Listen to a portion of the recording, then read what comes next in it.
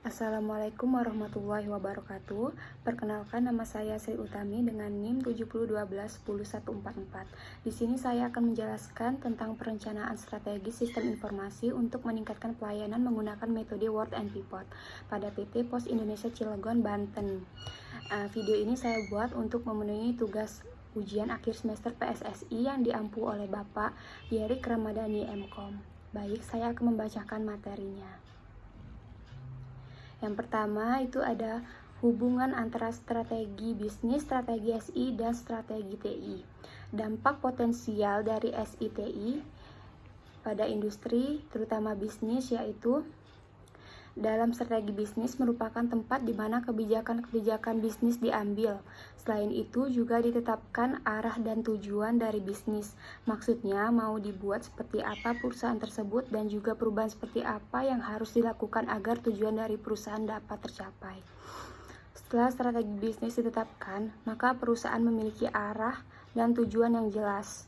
Arah dan tujuan tersebut digunakan sebagai pedoman dalam menyusun strategi sistem informasi. Strategi sistem informasi dibuat berdasarkan kebutuhan apa saja yang dibutuhkan oleh perusahaan untuk mencapai tujuan dari bisnis. Dari strategi sistem informasi akan dihasilkan kebutuhan dan prioritas sistem informasi yang harus dirancang atau dibuat. Dari kebutuhan dan prioritas tersebut dapat ditentukan teknologi seperti apa yang dapat diterapkan agar dapat mendukung strategi sistem informasi yang telah dibuat. Perencanaan teknologi yang dapat diterapkan inilah yang disebut dengan strategi teknologi informasi. Strategi teknologi informasi memfokuskan diri pada sejauh mana teknologi dapat berperan untuk membantu aktivitas perusahaan. Lalu selanjutnya ada perencanaan strategi SITI. Perencanaan strategi SITI pada PT ini sendiri menggunakan metode Word and Pivot. Word yaitu terdapat analisis lingkungan bisnis internal yang mencakup aspek-aspek strategi bisnis saat ini, sasaran sumber daya, proses, serta budaya nilai-nilai bisnis organisasi. Lalu ada analisis lingkungan bisnis eksternal yang mencakup aspek-aspek ekonomi, industri, dan iklim bersaing perusahaan. Lalu ada analisis lingkungan SITI internal yang mencakup kondisi SI atau TI, organisasi, dan perspektif bisnis saat ini, bagaimana kematangannya, bagaimana kontribusi terhadap bisnis, keterampilan sumber daya manusia, sumber daya infrastruktur, teknologi, termasuk juga bagaimana portofolio dari SITI yang ada saat ini. Lalu ada analisis lingkungan SITI eksternal yang mencakup tren teknologi dan peluang pemanfaatannya, serta penggunaan SITI oleh kompetitor, pelanggan, dan pemasok. Ada juga Future Application Portfolio yang merupakan usulan aplikasi yang akan dikembangkan organisasi pada masa yang akan datang dengan tujuan untuk mengintegrasikan setiap unit organisasi dan menyelesaikan irama perkembangan teknologi dengan perkembangan bisnis organisasi. Yang terakhir ada Current Application Portfolio, merupakan aplikasi sistem informasi yang telah atau sedang digunakan oleh organisasi. Identifikasi keuntungan dan kekuatan yang diberikan oleh aplikasi tersebut untuk menghadapi iklim persaingan yang dihadapi organisasi saat ini. Tahapan pivot atau tahapan keluaran, itu ada bisnis SI atau strategi bisnis yang mencakup bagaimana setiap unit atau fungsi bisnis akan memanfaatkan SITI untuk mencapai sasaran bisnisnya, portofolio aplikasi, dan gambaran arsitektur informasi. Yang kedua ada strategi TI yang mencakup kebijakan dan strategi bagi pengelolaan teknologi dan sumber daya manusia, SITI. Lalu yang terakhir ada SITI manajemen strategi yang mencakup elemen-elemen umum yang diterapkan melalui organisasi untuk memastikan konsistensi penerapan kebijakan SITI yang dibutuhkan.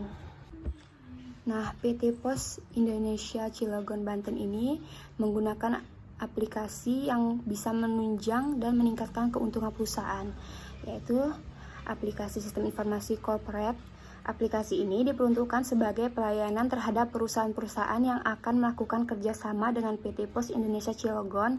Pelayanan jasa yang diberikan PT Pos Indonesia Cilegon kepada perusahaan-perusahaan yang akan menjadi mitra ini akan memberikan nilai lebih dan keuntungan bagi perusahaan. Yang kedua itu ada sistem informasi pembelian. Sistem informasi pembelian digunakan untuk bagian sarana untuk mencatat pembelian barang apa saja yang dibeli, seperti kebutuhan peralatan kantor, kebutuhan fasilitas perusahaan, dan sebagainya. Yang ketiga ada sistem informasi pelanggan. Program aplikasi ini digunakan untuk kebutuhan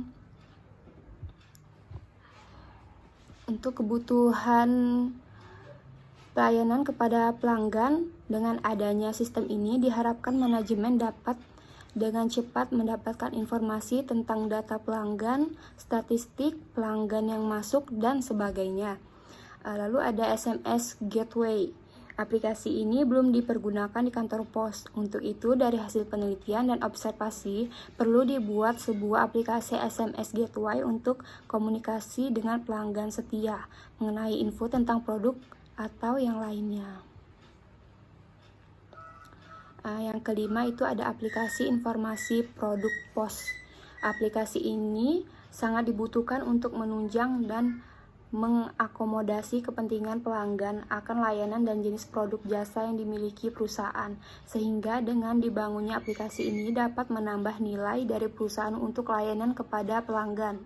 Yang keenam itu ada aplikasi keluhan pelanggan. Memiliki aplikasi ini dalam sebuah perusahaan adalah suatu penghargaan untuk pelanggan, karena dengan demikian masukan, saran, dan keluhan pelanggan dapat ditampung dan akan adanya tindak lanjut. Nah, di sini ada tabel aplikasi portofolio MC Farlan Strategis Grid. Di sini bisa kita lihat yang pertama itu ada kuadran strategis. Salah satu keberhasilan yang sangat strategis bagi PT Pos Indonesia di masa depan yaitu perlunya inovasi yang berkelanjutan, terintegrasi, serta mampu memberikan nilai tambah, maka dikelompokkan sebagai aplikasi strategis. Kebutuhan sistem informasi yang termasuk ke dalamnya yaitu membangun sistem informasi pelanggan, IRP, website, aplikasi kepala kantor, aplikasi e-learning, dan aplikasi pembayaran kolektif. Yang kedua itu ada kuadran operasional utama. Aplikasi yang mendukung atau sebagai penopang operasi bisnis yang telah ada dan membantu menghindari kekurangan. Aplikasi ini digunakan dan diperlukan untuk proses bisnis internal dan berhubungan erat dengan pemasukan dan pengeluaran perusahaan. Untuk itu digolongkan sebagai aplikasi operasional utama. Kebutuhan sistem informasi yang termasuk ke dalam aplikasi operasional utama adalah sistem informasi pembelian, aplikasi keuangan, SAP, aplikasi operasional, aplikasi SIMSDM, aplikasi pemasaran, aplikasi akuntansi, dan aplikasi kas harian.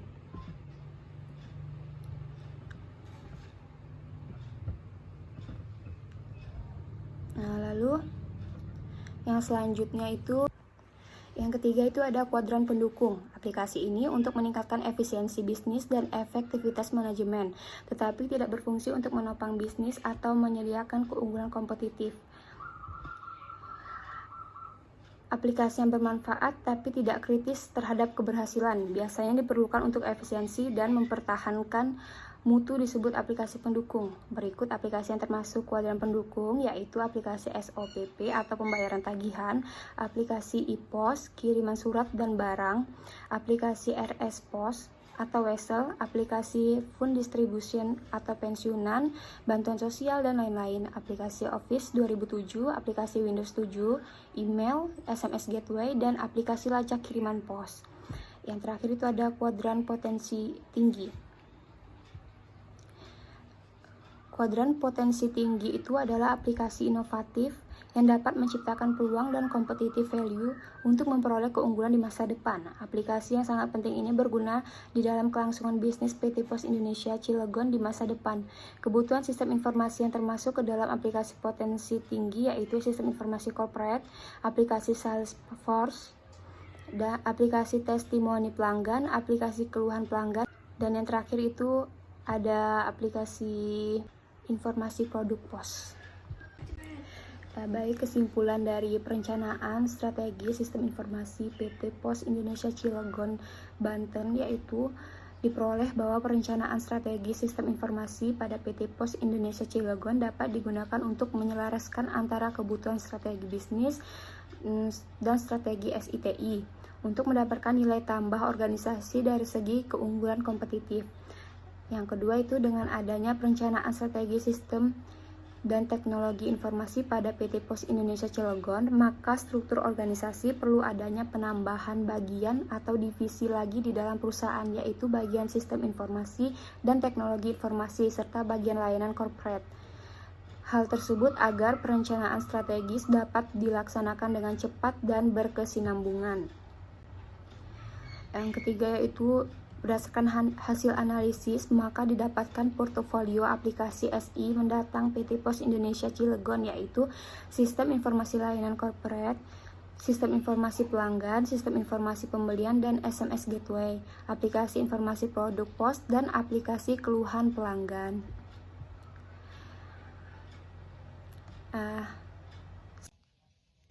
Sekian materi yang saya bacakan itu bersumber dari Jurnal Prosisko Vol 2 nomor 2 September 2015 dengan nomor ISSN 24067733.